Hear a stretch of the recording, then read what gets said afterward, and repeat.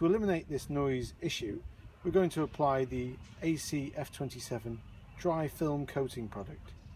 Unfortunately, the tip of the 40ml felt pen is a little too wide for the application, so I will use a swab. You could use a cotton bud or something else of similar dimensions.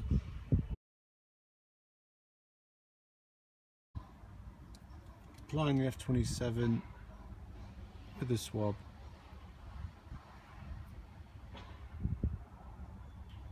So there is a coating on the contact areas. The F27 dry film product has been allowed to dry, so there now follows a test to see if the noise is still present.